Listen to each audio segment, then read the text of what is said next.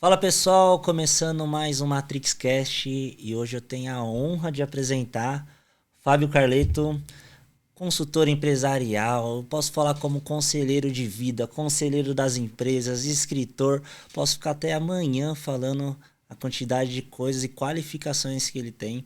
Como a ideia do Matrix Cast é sempre fazer parceiros e clientes de confiança que realmente possa agregar ali para vocês que estão assistindo a gente. Eu falo, Fábio, sem dúvidas, ele já aprendi muito com ele, né? A Matrix aprende muito com ele. Ele, para mim, tenho ele como inspiração de fato. Não é porque ele está aqui, porque realmente é um cara que tem um propósito, né? Eu acho que ele tem um propósito, ele é empresário que tem muito conhecimento, muita vivência, e é um diferenciado que eu falo que não visa só dinheiro como todo empresário, como todo vendedor quer fazer. Ele visa propósito, né? E por isso que eu tenho a honra. A gente vai ter que até segurar um pouquinho o tempo, porque senão a gente ficaria até amanhã conversando com a quantidade de conteúdos que a gente tem para passar para vocês. E Fábio, obrigado por ter aceito o nosso convite. Imagina. Obrigado por ter vindo. É muito sincero minhas palavras. Eu sei disso, eu fico muito tocado com a tua fala. Estou muito feliz de estar aqui, jamais poderia perder essa, né? Que alegria ver a iniciativa que vocês estão tomando, enfim, e que possa ser útil, né, para muita gente. Tenho certeza que vai. Nos bastidores conversei com gente muito interessante aqui, então é muito legal a iniciativa e de tudo a gente aprende alguma coisa. Às vezes numa conversa de 30, 40 minutos vai ter 15 segundos que vai servir para alguém, né? Sem Então, dúvidas. que seja um é o que a gente quer mais. Né? E para iniciar, Fábio, eu falo que você transmite nas nossas conversas, né? Muita experiência, agrega em muitas vidas, né? E você passa isso hoje em eventos, em cursos, né? Em mentorias e também em livros, né? E É, recentemente você trouxe um livro novo aqui para trouxe. apresentar para a gente. Fala um pouquinho antes da gente iniciar do seu novo livro aí. Bom, suas palavras foram muito generosas comigo, né? No contexto desse podcast, minha qualificação mais importante é ser amigo dos caras, né? Então, amigo de toda essa galera da Matrix, enfim, que são pessoas que têm um lugar muito especial no meu coração.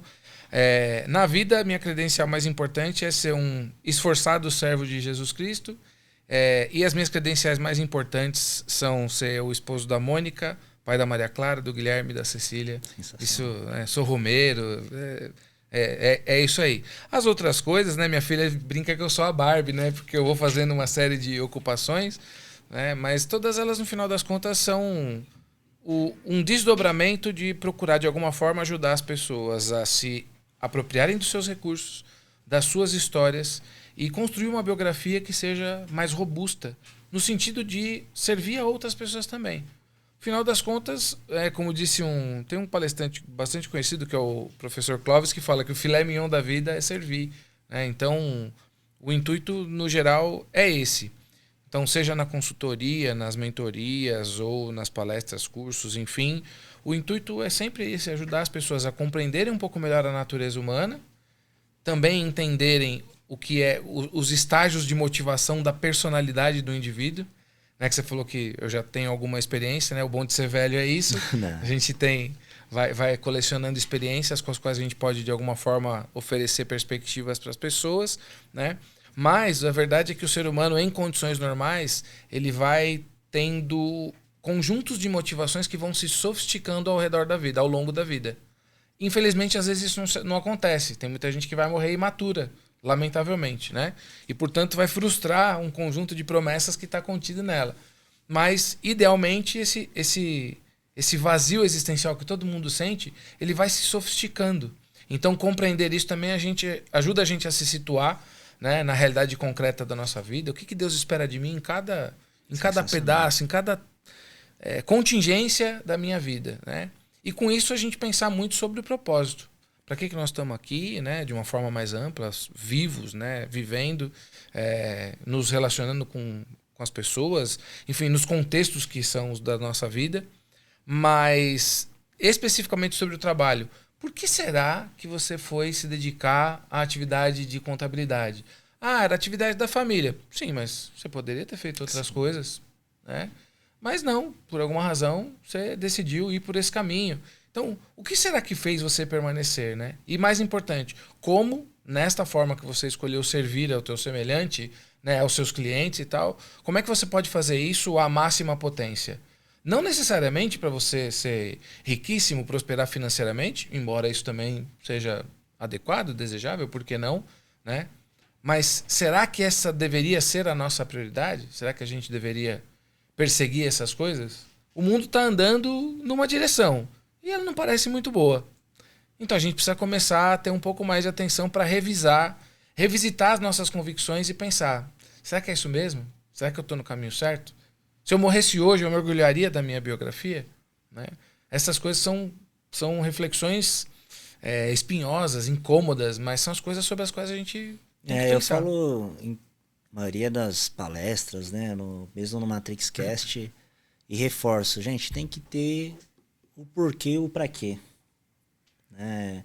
Eu falo o porquê que a gente está fazendo tudo isso, o MatrixCast, trabalhando, ralando, né? E para quê? Uhum. Né? Pela minha família, pelo meu sobrenome, né? O que eu tenho que honrar, porque as pessoas, é como você falou, têm um propósito, mas às vezes não enxergou qual é o seu propósito. No geral, as pessoas estão vivendo expectativas de outros para elas. Durante uma época da vida é normal, quando a gente é criança a gente não tem referenciais próprios. Mas à medida que a vida avança, a gente deveria ter um pouco mais de clareza de para que eu sirvo, para onde eu deveria estar andando, estou indo nessa direção. E em todo final de dia, pensar sobre isso. Hoje, como é que foi? Me aproximei ou me afastei daquilo que eu tenho como meta para a vida? Mas, infelizmente, as pessoas estão vivendo de forma cada vez mais automática. Né? E, nesse aspecto, por exemplo, eu percebo uma coisa. Meu público, fundamentalmente, é de empresas familiares. E, de forma majoritária, dentro das empresas familiares, empresas de empreendedores cristãos, líderes cristãos. Né? E aí faz sentido, porque eu também sou né? Eu sou católico e tenho muitos clientes, inclusive protestantes, né? Mas, assim, isso nunca foi um problema e cada vez menos será. Né? Então, tem um ideário, tem um conjunto de princípios e valores que faz sentido para essas pessoas na sua vida privada. Se a espiritualidade é um aspecto tão importante da vida dessas pessoas, como é que o trabalho delas não traduz isso? Não faz o mais mínimo sentido. Essas coisas precisam estar alinhadas. Isso está gerando uma espécie de uma cisão que tem levado as pessoas a um sofrimento miserável, certo? E elas continuam investindo em práticas, em fórmulas absolutamente superadas, ainda que muito festejadas nesse tempo. O que não faltam são coaches, mentores, né, vendendo ideias de prosperidade, etc. e tal, quando, de novo, não tem problema nenhum em prosperar materialmente. Mas quando isso é o centro da vida do indivíduo, ele terá uma vida amputada. Será uma vida menor, fatalmente. Né? E muitas vezes uma vida miserável. Tem pessoas que são tão pobres que só têm as fortunas que têm. Né? E é uma pena. Então, quem está contratando, né, quem está negociando com cliente, com fornecedor, está vendo que nós estamos tendo uma degradação humana. As pessoas são praticamente incapazes de honrar suas palavras, de lidar com o desconforto, de fazer o que tem que fazer, o mínimo. Mas você enxerga, Carlito, que isso é por conta muito da internet, que com certeza cria uma neblina ali escura, né? Que faz as pessoas que, mesmo com um propósito, às vezes já definido, faz a gente ir para outra direção, porque a gente tem como referências pessoas, não vou falar mentirosas, que é uma palavra muito forte, mas... mais adequada. É mais adequada, né? Então vamos ela é ela é forte, mas é adequada. Né? Ou é algo que já existia desde o passado e não era divulgado? Excelente pergunta. Eu gosto de pensar, talvez, na internet como uma metralhadora. Uma metralhadora é perigosa? Sim. Depende. Em cima da mesa, sem ninguém puxar o gatilho, não acontece nada. Né? Mas a gente começa a acreditar que a metralhadora em si é perigosa. Olha, perigosa é a intenção de quem usa o instrumento. A internet é maravilhosa e demoníaca. Depende. Né? Então, quando Jesus Cristo falava, olha, vocês vão poder muito mais do que eu posso. Né? Eu acredito que ele se referia, por exemplo, à internet. Porque ele, para falar com a galera, ele tinha que montar um esquema, né? Porque o pessoal fala do Sermão da Montanha sem pensar no esforço logístico, para botar 5.000 pessoas lá para ouvir o cara e tal e coisa, né? A escolha de um lugar em que a voz dele pudesse ecoar, não era brincadeira. Hoje, para você falar com 5 milhões de pessoas, 5 milhões, não 5.000, você abre uma live na internet. É possível. Para difundir uma mensagem, seja ela boa ou má. Depende de como você usa. Então, sim, a internet, ela deu vazão a um conjunto de mazelas e podridões que sempre estiveram lá no nosso íntimo. É próprio da natureza humana essa natureza de queda. Ok, né? Mas a difusão dessas ideias, certo? E de outras mentiras travestidas de verdade, vão contaminando os corações. É como se o sussurro da serpente agora ecoasse nos alto-falantes. Entendi. Isso é que é o grande perigo, né? A vida material é muito absorvente. Quando a gente não presta atenção, ela vai drenando a gente e a gente acaba esquecendo do que importa. Por exemplo, este mundo cão em que nós vivemos, tem atacado a família e o casamento, por exemplo, já de uma forma aberta. Já não se dissimula mais. Há ativistas que dizem a plenos pulmões, nós queremos o fim da família. Eles não só dizem eu não quero uma família para mim, que é legítimo. Eles dizem, não queremos família nenhuma, porque o matrimônio é um mecanismo de opressão, etc e tal, certo? Quando eu era moleque, se a minha mãe dizia assim para mim, olha, se todo mundo estiver indo numa direção e você em outra, atenção, tem uma grande chance de você estar fazendo bobagem. Hoje é certo afirmar para os meus filhos, se todo mundo está indo numa direção, vá em outra. Mesmo que você não entenda, porque provavelmente você vai acertar. Fuja das massas. As massas são burras, certo? E aí, o problema do sujeito mentiroso é quando ele não sabe que está mentindo. Quando ele acredita, por exemplo, que ele está falando uma coisa, né? Eu não sei se eu posso tocar num tema sensível aqui. Pode. Nós estamos falando hoje um assunto muito discutido é o aborto. Tem gente que defende o aborto com o coração pleno de convicção de que está fazendo uma coisa boa. Certo? Agora, a lei natural, a Sagrada Escritura vai dizer que não se deve matar. Certo? E qualquer um que tenha o mínimo de honestidade intelectual sabe que o que tem ali dentro de uma mulher é uma vida. Sim. Então, assim, mas a vida começa... Você conversa tão tola que chega a chocar, né? Então, o sujeito que está contando essa mentira, né, de que é importante defender, que é uma questão de saúde pública... Não, saúde é um negócio que defende a vida. Como é que a saúde pública vai contra a vida? Não faz mais mínimo sentido, mas a pessoa acredita. É um inocente útil a serviço do sistema. E o sistema está a serviço de uma outra força. Entendi. Num mundo em que, né, de novo, né, para quem não é cristão e está nos ouvindo aqui, pode achar muito aborrecido, perdão por isso, né, por ocupar o tempo com alguma coisa que não possa fazer sentido para todos, né, mas, enfim, esse sou eu. Enquanto Nosso Senhor diz para o mundo, né, aqui está o meu corpo que eu entrego para vocês pela salvação de vocês. Eu estou disposto a abrir mão de mim por sua causa. Certo? Tem uma outra frase que está se dizendo muito nesse tempo que a gente vive, que é meu corpo, minhas regras. Que é a perfeita antítese. De quem que você acha que é essa frase? Quem foi o primeiro a colocar essa frase? De onde será que ela vem se ela diz exatamente o contrário daquele que é o salvador da humanidade? É evidente que isso é uma frase satânica. É evidente. Como é que as pessoas não percebem? Né? Então, a mentira dita por um mentiroso, ela não tem tanta força quanto uma mentira reverberada por alguém que tem sinceridade de propósito de dizer aquilo como se fosse uma coisa boa. Entendi. Por isso é que num tempo como esse, a gente vai na contramão e a gente lança esse livro em defesa do matrimônio e da família. Eu e Mônica, né? Então, depois de eu ter editado, sei lá, acho que uns 14 ou 15 livros, né, dos mais diversos autores, tem um livro meu nesse, Fala outros... um pouquinho do nome do livro. E Deus então nos fez um só. E quem tiver interesse em... Pode entrar no meu site, fabiocarleto.com.br, né? E lá dá pra comprar, a gente manda pro Brasil inteiro. Então você vê, eu, por exemplo, fui um cara que não sonhei com a família, eu não tinha referência. Porque eu cresci num ambiente progressista, num mundo progressista, né? Em que a defesa é a seguinte, não, se você não tá feliz, separa. Quando o desejo de Deus para o matrimônio é que a gente escolha bem, aliás, a decisão mais importante que você tem para tomar na sua vida é a pessoa com quem você vai se casar. Se você é uma mulher, a escolha do teu marido é a coisa mais importante que você vai fazer na vida. Se você é um cara, A coisa mais importante para você decidir na vida é quem vai ser a sua esposa. É uma decisão que é para sempre. Então ela precisa ser muito bem tomada. Porque depois, se você não acertar muito bem, você vai precisar honrar isso aí e vai ter que arcar com isso até o fim. Ah, mas aí separa. Quem conhece a separação de perto sabe que é um negócio que você nunca se resolve 100%. Nunca. Não existe. Não existe. Né? Às vezes é a realidade de alguém. Tem pessoas que sofrem maus tratos, correm risco de vida. Não estou dizendo que as pessoas têm que permanecer casadas independente do que aconteça. Não é isso que eu estou dizendo. Né? Peço também carinho para ouvir essas palavras. Mas o fato é que também ao menor dissabor, né? O sujeito, não estou feliz, vou buscar outros ares. Isso vem reverberando em todos os campos da sociedade. Até, por exemplo, o trabalho. Com certeza. Você contrata uma pessoa, depois de 3 meses, mas eu não estou feliz. Não é com isso que eu sonhei para minha vida. Gata. A vida não funciona assim.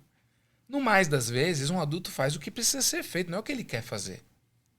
E isso é uma coisa muito importante que as pessoas não entenderam e que é a fonte da miserabilidade que nós estamos vendo no mundo. A felicidade de um adulto funcional só pode advir necessariamente da sensação do dever cumprido, da promessa cumprida. Uma pessoa adulta só é verdadeiramente feliz, plenamente feliz, quando ela olha para a sua vida, para o seu dia, para o projeto concluído e diz: fiz o que eu deveria ter feito. Pode observar na tua vida. Mas você acha hoje, Carleto, porque é unânime a dificuldade de todo empresário, né? Já virou ditado popular, né? Sim. Não tem mão de obra. Apagão da mão de obra. Não tem mão de obra e é o Brasil todo. Então, estão bastante eventos agora, mentorias, Brasil todo é a mesma coisa, né? De fato, está acontecendo de fato, na sua opinião, com a sua experiência aí, com diversas empresas que você já passou, não tem mão de obra, né? Ou você enxerga que nunca teve mão de obra e também é algo que muitas vezes é culpa do próprio empresário, né? De que realmente não tem um propósito para um colaborador, para que ele enxergue e fala, concluí a minha meta, fui remunerado e reconhecido por isso. Então você enxerga que é muito um problema da sociedade ou do próprio empresário? Respondendo objetivamente, eu vou te dizer que é da sociedade, né? Da qual o empresário faz parte. Ele tem sua parcela, naturalmente, né? Mas as pessoas que vão trabalhar nas nossas empresas, né? Ou as pessoas que contratam, elas não vieram de Marte, de Urano, elas é tudo daqui, certo? É a humanidade. Então, cada lugar, mas porque a política, porque Brasília, olha, Brasília é um substrato da sociedade. Então, toda vez que a gente fala deles, não tem eles, é nós. Não existe eles. Certo? Não, mas eu sou de direita, então eles lá, os da esquerda, não existe eles são nós também. Certo? Se você acha que você está à frente de alguém, porque você é da esquerda, outro é da direita é para esquerda, seja o que for, você precisa entender o seguinte: se você estiver à frente mesmo, primeiro que você pode não estar. Você pode achar que você é mais esperto, você só pode ser um burro mais sofisticado, certo? Eu, por exemplo, sou burro diplomado. Eu sou um idiota certificado, né? Eu sei que eu sou um sujeito muito limitado, né? Para mim é muito tranquilo admitir isso, né? E muito libertador, inclusive. Agora, se eu acho que eu sou mais esperto do que alguém e não sou, então eu sou mais burro que esse outro alguém, para começar a conversa. Se eu realmente estiver à frente desse outro indivíduo, certo? Eu não deveria me colocar num pódio, porque o primeiro tem que ser o último. Já foi preconizado pelo Salvador da humanidade. Então, se eu realmente tenho uma compreensão maior do que o outro indivíduo, eu devo servi-lo. Sou eu que devo servi-lo, não ele a mim. Quem tem mais o que oferecer. Sim. Quem tem mais recurso tem mais que se derramar. Essa é uma lógica muito clara da vida, certo? E a gente pode observar isso, que assim, normalmente os dias mais felizes da gente são aqueles que a gente termina moído. Parece que você é um limão de quem tiraram a última gota. Nesses dias a gente fala, não sei, hoje eu tô com uma sensação boa. Claro, hoje você foi gente, hoje você foi você. Hoje a promessa contida em você veio ao mundo, foi cumprida. Perfeito. Né? Mas essa questão do apagão da mão de obra está acontecendo, sim, ela é uma realidade. Mas, meus amores, é só a ponta do iceberg, vai piorar muito. Muito. Você enxerga que vai piorar. Mas muito. E por muito tempo e de muitas formas e numa profundidade indizível.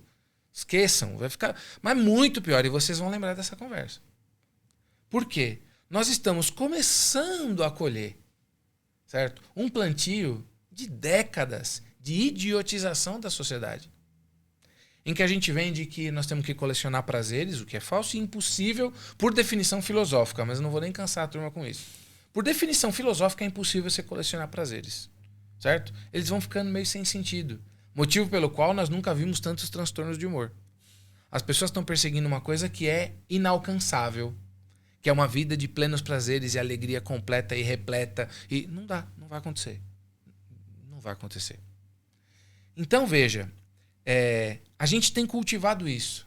Cultivado uma ideia de liberdade que é fazer tudo o que a gente quiser. E liberdade, do jeito que as pessoas pensam, ela não existe.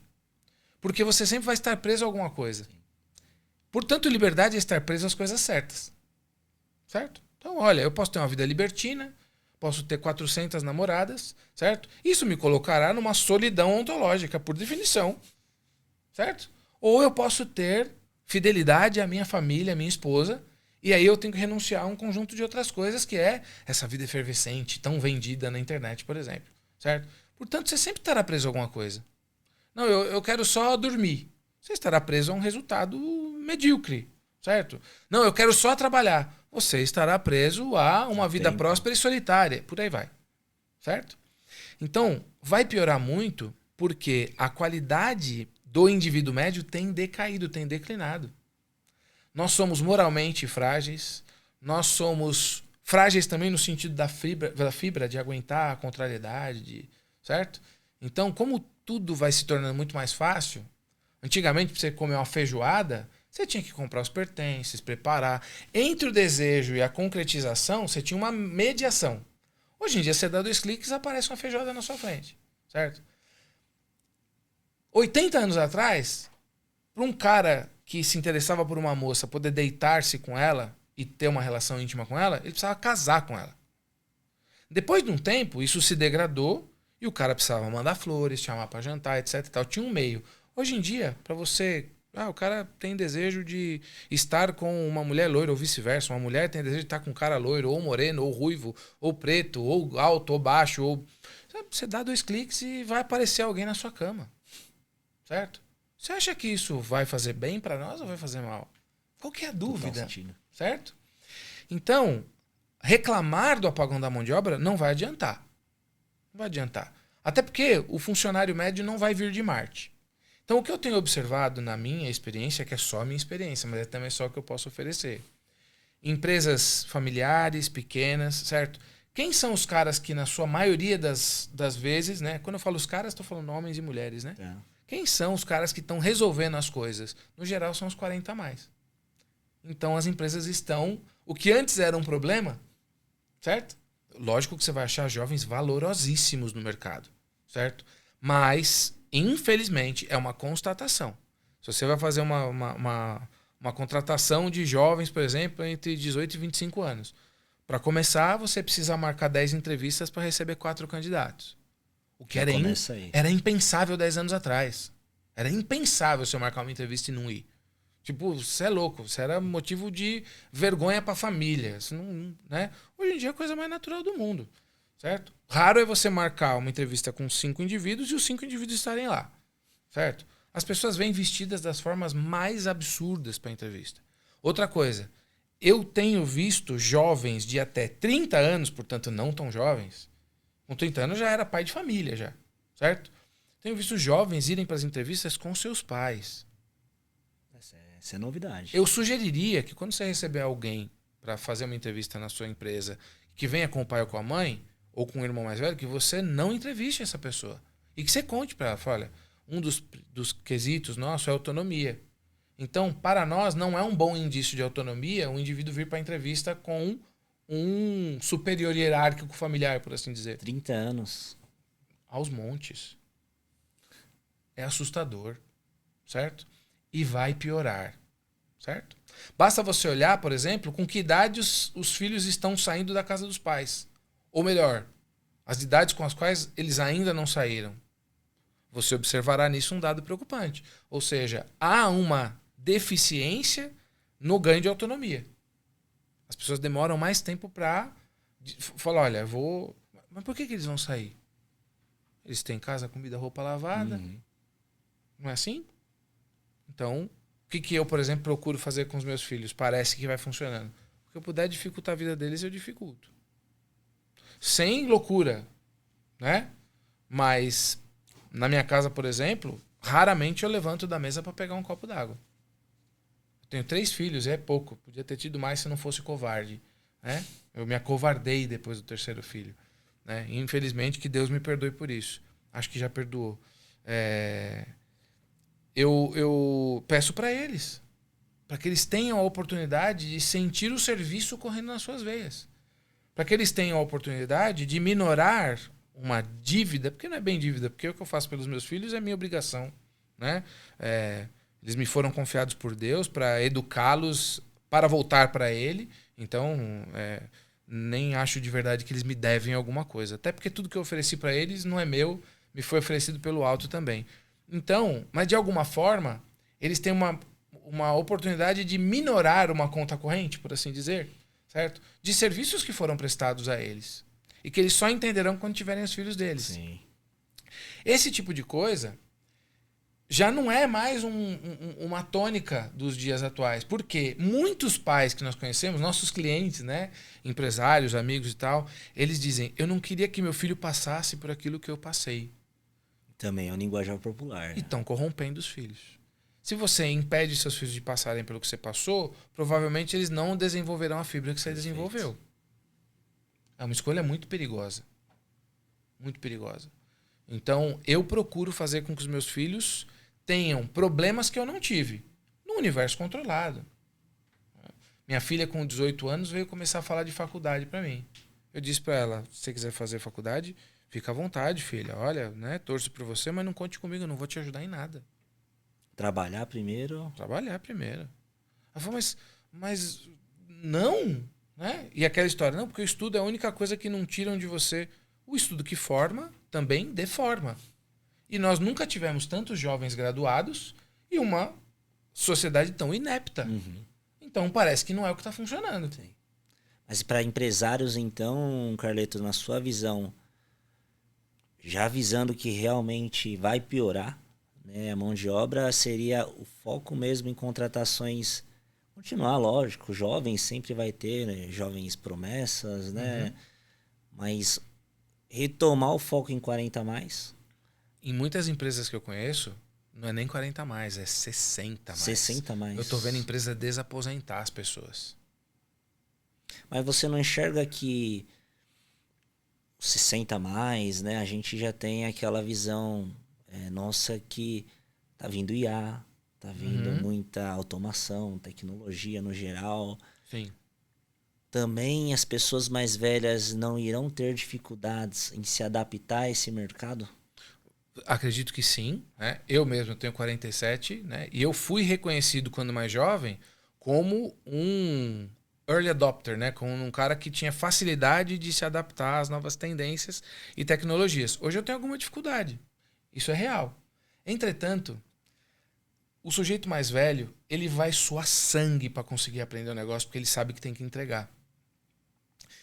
No final das contas, assim, as empresas contratam com base no currículo e demitem com base no comportamento.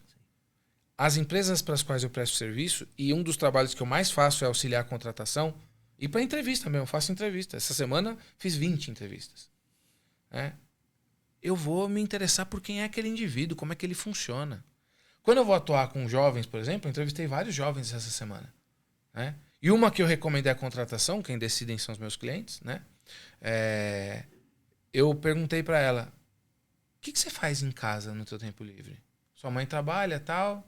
Não, eu cozinho, eu que limpo a casa é minha. E aí eu vou perguntar, e o que você cozinha? Eu quero saber se não é conversa. Sim. Teve uma pra mim que falou, eu cozinho, tal. Então, e o que você almoça? Não, é que no geral eu vou lá na padaria X, que é uma padaria famosa lá na cidade e tal, né? Cara, se a pessoa come todo dia na padaria X, então ela não tá se virando. Ela não consegue dar conta de si mesma. Vai dar conta do trabalho que eu tenho para ela aqui? Não vai. Sim. Não vai. Então, existe esse gap. E também vale lembrar que a minha experiência é de empresas familiares. Então nós estamos falando do atendimento de um balcão, né? De lidar com uma mesa cheia de papel, de 400 e-mails que chegam por dia e tal. Então nós estamos falando do trabalho do dia a dia, certo? Tá.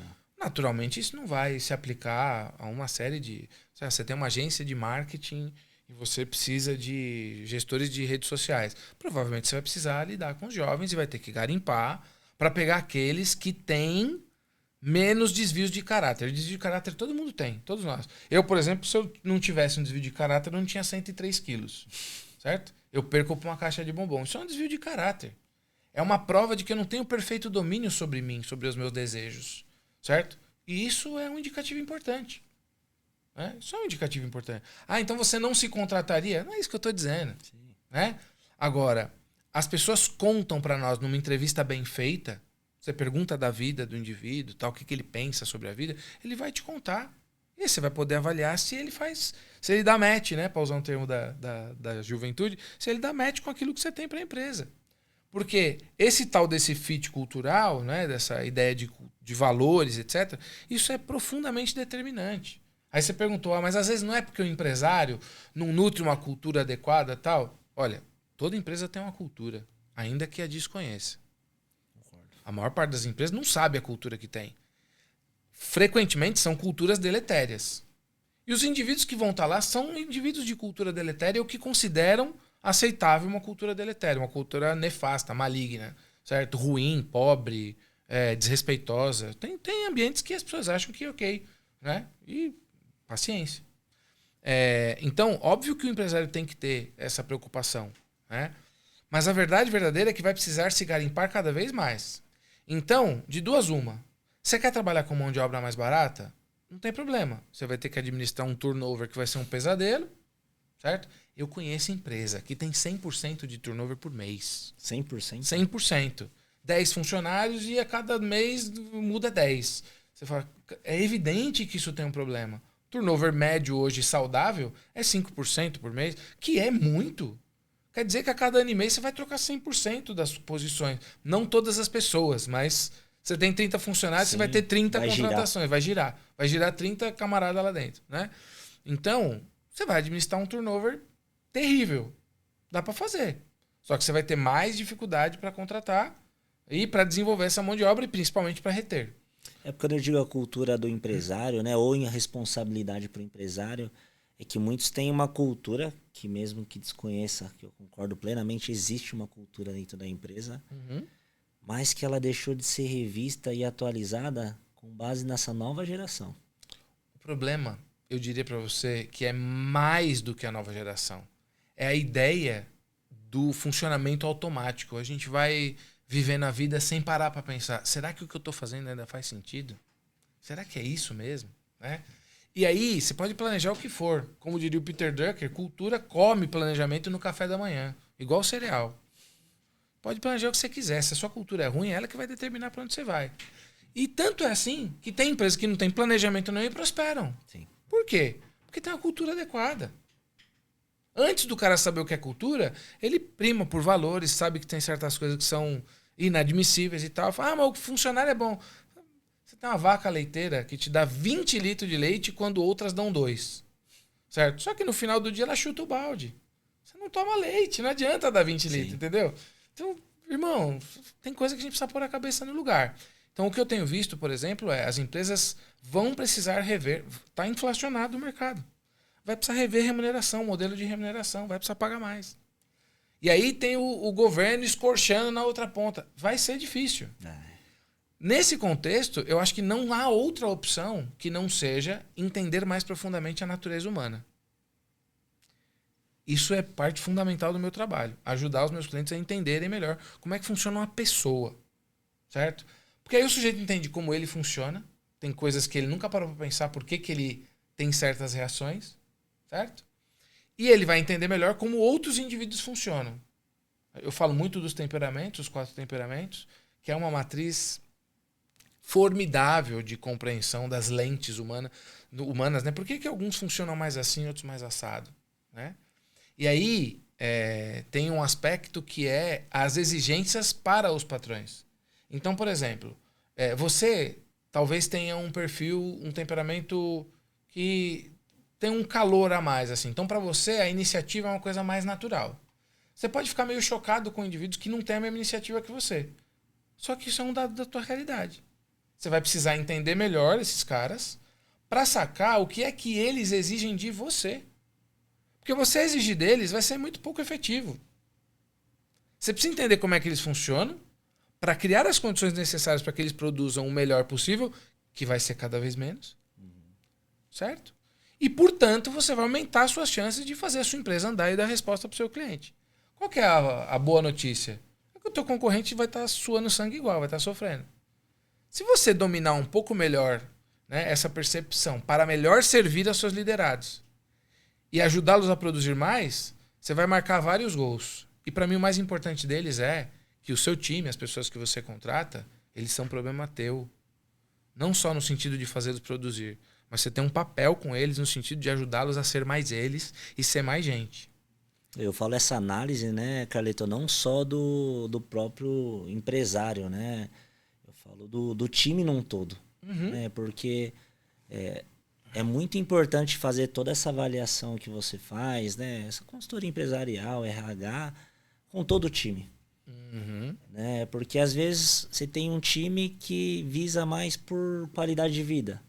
Aí não adianta você ficar focando somente em salário. Exatamente. Né? Tem time que preza mais pelo dinheiro, né? Então, antes de qualquer plano de ação, né, ou colocar algo em prática, é muito importante, cada vez vai sendo mais importante fazer essa análise. Eu tenho um teste comportamental que eu estou desenvolvendo com um parceiro meu, um sócio, um amigo, um irmão, na verdade, que a gente analisa os perfis comportamentais. Aliás, eu gostaria de oferecer para vocês usarem lá na Matrix como meus convidados. Porque ele vai falar do temperamento, portanto, a forma como aquele indivíduo se move e enxerga a realidade e dá respostas a ela. Mas vai também identificar quais são as motivações desse indivíduo. Essa questão do bem-estar, por exemplo, é um assunto muito sensível, nós não vamos conseguir aprofundar, mas eu vou dividir com você e com quem nos ouve uma percepção muito particular, não tão particular, na verdade, né? Mas é minha e de uma pequena corrente.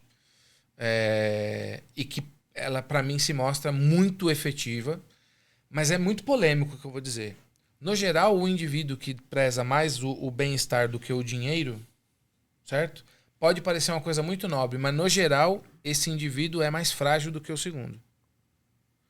O sujeito que está se movimentando, que preza mais o dinheiro que ele leva para casa do que o prazer no trabalho, esse cara é um cara melhor de se ter na empresa, porque ele suporta melhor as contrariedades.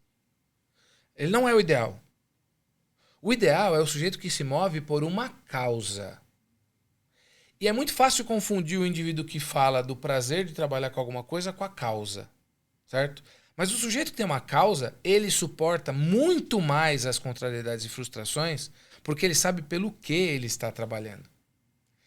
Esse indivíduo é o melhor de você ter na empresa, só que no geral ele é o mais caro. Porque ele tem alguma experiência, ele tem bom senso, ele tem um senso de dever de Estado, que em cada momento ele olha no entorno e fala, o que se espera de mim? Ele não tem problema de pegar uma vassoura e varrer porque ele é um diretor de área. Porque o chão tá sujo. E que dá mais trabalho de coordenar. Porque é aquele Esse é um problema. Muitos gestores e empresários querem lidar com o brinco de ovelhinhas, né? Que você fala, vem aqui para a esquerda e só vai. Né? Meu irmão, minha irmã que está nos ouvindo aqui, se você gosta de lidar com gente fácil, eu preciso te dar uma informação muito importante. Você é muito frágil. Você esconde uma fragilidade que ficará muito evidente sob holofote se você tiver indivíduos mais maduros. O menor não lidera o maior, é impossível. Sabe aquela história? Você só vai entender quando você tiver seus filhos, que os nossos pais falavam? Sim. É verdade. Sim. Você não tem como entender, porque você não, aquela ideia nem entra na tua cabeça, certo? Por isso é que é tão importante a gente se expandir do ponto de vista da maturidade. Não estou falando só de autoconhecimento, não estou falando de nada holístico. Eu estou falando de um confronto mesmo. E nesse aspecto, me perdoem os ateus e os não praticantes, mas a vida religiosa, ela faz total diferença. Porque é uma vida de confronto. Uma religião decente, ela coloca o cara em confronto, não em conforto. Certo? E coloca ele numa ideia, ela numa ideia, de que há uma hierarquia. E de que tem coisas que você não governa. Tem coisas que você precisa confiar uma instância superior. Na vida, nos negócios, também é assim. Se eu sou liderado hoje, se eu ainda não lidero, eu preciso dar algum crédito para quem está me liderando lá. Porque tartaruga não sobe em árvore. Então, ou alguém colocou ela lá, certo? Ou nem é uma tartaruga, eu tô vendo mal. Certo? Tartaruga não sobe em árvore. A gente, às vezes, olha as coisas e acha que tudo é como a gente está enxergando. A gente enxerga mal. Nós perdemos a capacidade, como sociedade, de fazer leituras adequadas da realidade. Nosso repertório é muito ruim. Ele precisa ser revisitado. Porque com um repertório ruim eu vou gerar soluções pobres. E eu não vou resolver os problemas da minha vida. Então, eu como líder, eu preciso me confrontar para saber melhor como é que eu funciono, quais são as minhas áreas de sombra que eu preciso corrigir. Porque sem isso, eu não cresço para liderar gente melhor. E aí o teu teto vai ser muito baixo. É tão simples quanto isso. Se o seu limiar de dor para enfrentar a contrariedade é muito baixo, você tem um problema que você precisa resolver. Se você reclama demais, isso revela uma certa soberba, inclusive. Porque é como se Deus tivesse errado de permitir que a vida seja como seja. Ontem um cara bateu no meu carro e fugiu. Certo? Eu vou reclamar do quê? Essa coisa pode acontecer? Pode, tanto que aconteceu. Sim. Né? Então, se eu ficar me debatendo muito com essa questão, eu vou perder um tempo e energia que eu poderia empregar em fazer um dinheiro para consertar meu carro. Que agora eu tenho uma porta para desamassar. Na prática é isso. Não é? Veja, o sujeito que reclama, ele denuncia ser um indivíduo frágil. Porque a reclamação é o meio próprio dos indivíduos que não têm meios de ação. Se eu tenho meios de ação, eu não vou ficar reclamando, porque é a vida acontecendo. E o modo de pensar, né? Eu vi uma frase, né? Carleton, bateram na minha porta. Mas ainda bem que não bateram forte no meu carro e eu tô vivo. Tô Exatamente. Bem. Então sempre é o modo que você pensa. Se bateram no meu carro é porque eu tenho um carro, né? Exatamente. Eu poderia ter sido atropelado também pelo carro. Porque o cara não estava tão atento. E eu fiquei com dó dele, porque o carro dele era novinho, o meu não é. Eu fiquei com dó. Eu ainda fiquei pensando, será que eu fiz alguma coisa errada? Aí ele mandou eu esperar no lugar lá, eu esperei, porque eu sou o tipo de indivíduo que fala, espera um pouquinho, eu iria lá. Né? Então eu tava crente que ele ia vir. Depois de um tempo ele não veio, eu falei, acho que eu tô fazendo papel de trouxa. Deixa eu ir pra minha próxima reunião. Deixa eu disfarçar, né? Fingir costume. Não, tá tudo bem, segue a vida, pá. Beleza. Mas é isso. Se bateram no meu carro é porque eu tenho um carro. Exatamente. Se eu percebo que bateram no meu carro é porque eu tô vivo. Então, é um carro. Não é que, olha, eu não tenho apego nenhuma matéria. Pelo contrário, eu sou um sujeito muito materialista. Eu gosto muito do mundo, das coisas. Eu gosto de abraçar meus amigos. Isso é ser materialista. Eu não me contento com a ideia de fazer uma videochamada. Eu prefiro ir lá. Né? Então, eu gosto muito deste mundo de coisas, né? Eu gosto das cores que há no mundo. Eu gosto. Gosto dos sabores, gosto da comida, dá para perceber. Então, eu não posso me dizer um sujeito não materialista. Entretanto, eu sei que a matéria é uma testemunha de um mundo imaterial muito maior. Que é o que eu preciso me atentar. Entendi. Senão eu tô perdido. Sim. Senão eu vou correr o risco de ganhar o mundo inteiro e vir a perder a vida eterna, como já diz a Escritura. E para mim isso não é jogo. Eu não quero... Uma parte de mim quer isso, mas eu, claramente, conscientemente, eu não quero isso. Portanto, eu preciso me atentar para essas outras coisas. Logo, reclamar não vai me resolver muita coisa, do ponto de vista prático. A reclamação é o expediente próprio do indivíduo sem meios de ação para lidar com a própria vida. E a vida, ela vai seguir com uma série de imprevistos. Se tem algo previsto, é que imprevistos vão acontecer. Com certeza. Não é isso? Então, eu preciso me situar na minha realidade, dar respostas plausíveis para a minha realidade, de acordo com o que se apresenta, mas, sobretudo, observando o norte para onde eu quero me governar. Quando você pergunta para as pessoas hoje com o que você sonha e tal, você ouve as mais diversas respostas, né? O meu sonho é poder ir para o céu. Esse é meu sonho. Eu tenho outros por aqui, mas se eu puder escolher uma coisa só, é essa. Então, não posso colocar outras coisas nesse diapasão. Uma amiga minha, que tem uma filha de 6 anos, né? ela ensina isso pra filha. E um dia ela perguntou pra filha, uma graça, né? Beijo pra Tamires e pra Manu. Filha, qual que é o seu sonho? O filho maior um pouco, de 11 anos, falou, não, meu sonho é ir pro céu. E você, filha, não, meu sonho é ir pra Disney. Ela, filha, olha, é que assim, a Disney é uma questão, é legal, o material. Falou, não, eu sei, entendi, tá bom, mamãe. No dia seguinte, perguntou, e aí, filha, foi fazer a chamada oral, né? Qual que é seu sonho? Ir pra Disney e ir pro céu. Mas tá bom. Sim, Né? sim. Nesta ordem, é excelente. Né? Nessa ordem cronológica. Né? Mas não de importância. Sim. Se der pra escolher uma coisa só, é melhor escolher ir pro céu. Fazer o quê? Né? Mas a verdade verdadeira é que nós temos nos desprendido das coisas que mais importam e nós temos dado demasiada atenção para muita coisa que não importa tanto. E estamos perdendo a condição de avaliar para diferenciar uma coisa da outra. A gente já não consegue mais. Esse mundo é muito absorvente. A gente precisa viver ele na sua plenitude. Eu acho que a gente deve mesmo amar o mundo apaixonadamente. Deus não seria distraído ou bobo de colocar a gente num mundo de coisas se não tivesse uma razão para isso. Mas me ocorre, eu vinha pensando hoje sobre isso, né? Tem muita gente querendo vencer no mundo. Mas a verdade verdadeira é que é muito mais legal você vencer o mundo. Você não ficar tão apegado e tão preso às coisas do mundo.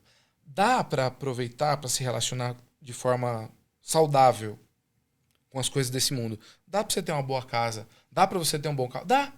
Desde que isso não te afaste do que realmente importa. E essa é a reflexão que a gente precisa fazer. Entendi. E, Carleto, pra gente finalizar, que daria pra gente ficar, que eu falei no início, 3, 4 horas aqui com todo o seu conhecimento, né? Que mensagem você deixaria para aquele empresário que já está desanimado, né? Que tem diversas reuniões com vários empresários assim como você e fala, cara, eu já estou investindo em outros negócios que não exigem mão de obra, né? Já avisando abrir carregamentos de carros elétricos, só precisa ali do ponto para carregamento, lavanderias, né? Tem vários empresários já desanimados, né? Qual o conselho que você deixaria com toda a sua experiência, né? Para dar aquela animada também, né? Eu sei que é difícil no mundo, tudo que a gente falou com a expectativa do futuro.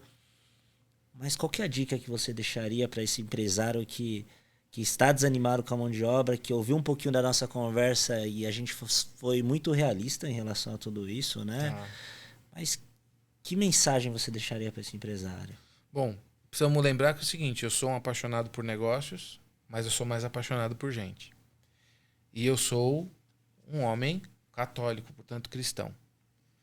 Então essa é a perspectiva de um homem cristão, não exatamente de um guru dos negócios, certo? E aí você vai escolher quem são as vozes que você vai dar mais guarida, enfim, cada um faça da vida o que achar melhor.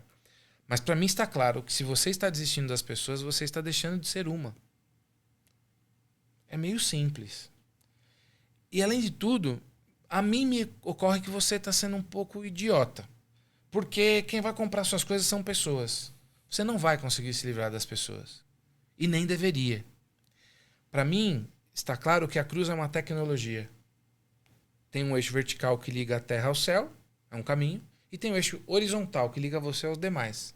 Este eixo horizontal pavimenta o eixo vertical. A forma como você viver a relação com seus irmãos vai ser determinante e decisiva sobre como você vai fazer esse outro caminho de subida. Ou não fará. Portanto, desistir das pessoas, para mim, nunca é uma opção. Essa é a primeira questão. Do ponto de vista lógico, científico, a inteligência artificial está avançando a passos largos, mas ela jamais superará a inteligência humana. Porque a inteligência artificial tem base material. A inteligência humana não. A inteligência humana tem base celeste. Ela não será superada. Esqueçam isso. A inteligência artificial não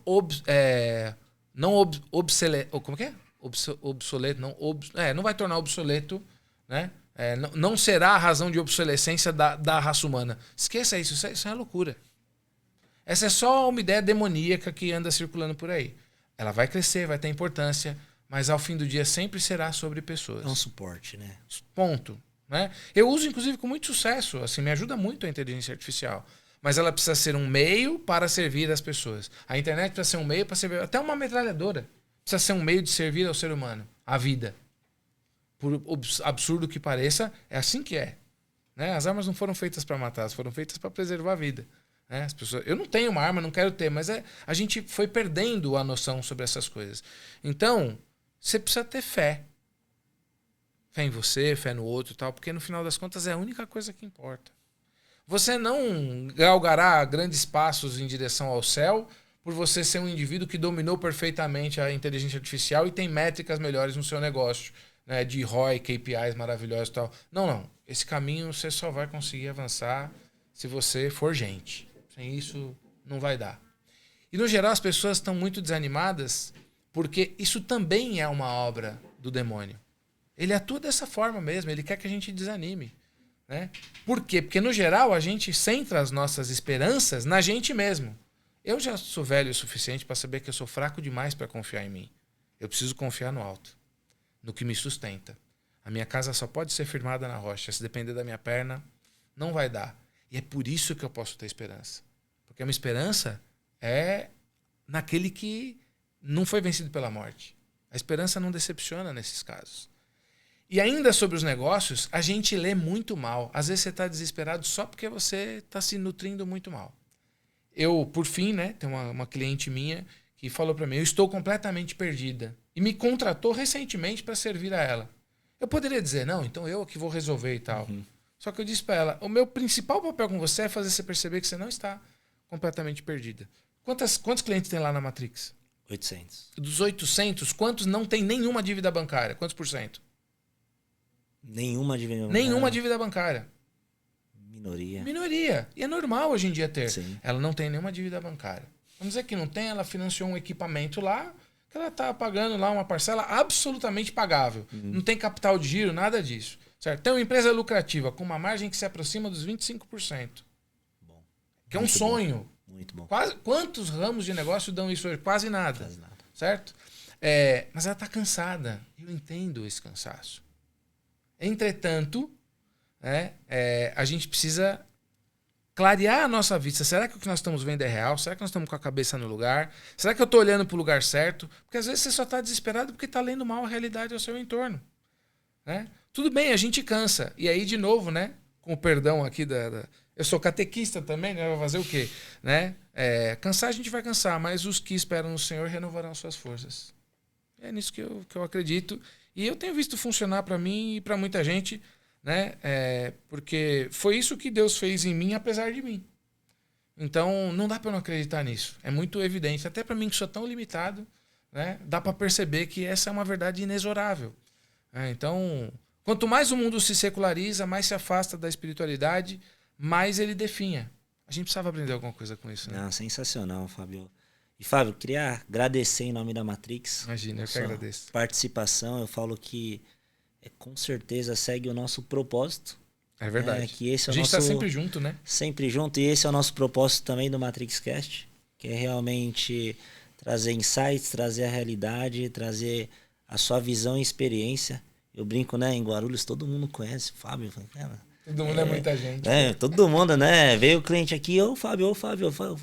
Conhece todo mundo, né? Mas tem um porquê também, né? Com tua experiência, muita gente que te admira e por isso que a gente fez questão de trazer você aqui, porque esse é o propósito do nosso podcast. É realmente trazer a realidade, trazer sua experiência, sua vivência. Talvez algumas pessoas não gostem, algumas pessoas gostem, faz parte também, né? Mas realmente que vocês levem de mente aberta as reflexões.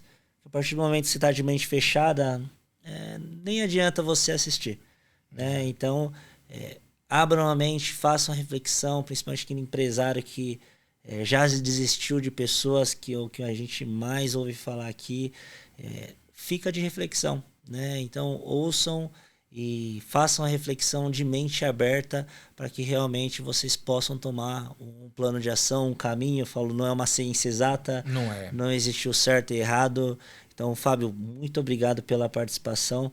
Eu que agradeço. Quer deixar seu Instagram, falar um pouquinho mais do seu livro? Fica à vontade. Para não cansar mais os nossos amigos que estão nos ouvindo, o Instagram é Fábio Carleto, tudo uma letra só.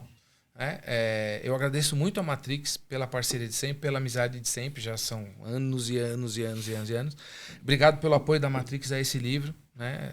Significa muito para mim. E significa muito para mim que vocês tenham a coragem e a generosidade de abordar e permitir que seja abordado, né, temas como os que eu trouxe aqui num podcast de negócio, por que não dizer, de uma empresa que vive o mundo corporativo. Eu acho muito generoso da parte de vocês, muito corajoso, e fico muito feliz por isso. E por último, né, desejar que todos os que nos ouvem, todos na Matrix também, que Deus os abençoe, ilumine, Amém. Proteja, fortaleça, e que a gente se lembre que a esperança não decepciona. Quando vier o desânimo, a gente precisa lembrar que o amor encarnou e o amor amou a gente primeiro. Então, amar de volta pode não ser tão difícil assim e provavelmente vai ser o melhor caminho. A gente não tem muito por que desanimar quando a gente tem um Salvador que morreu por nossa causa. O amor amou a gente primeiro, é bom lembrar disso. Não, sensacional, Fábio, obrigado, né? Gente, continue nos acompanhando, traremos com certeza mais parceiros e convidados que têm esse nosso propósito, como eu falei, né? Então, continue seguindo a gente nos nossos meios de comunicações e redes sociais e até a próxima.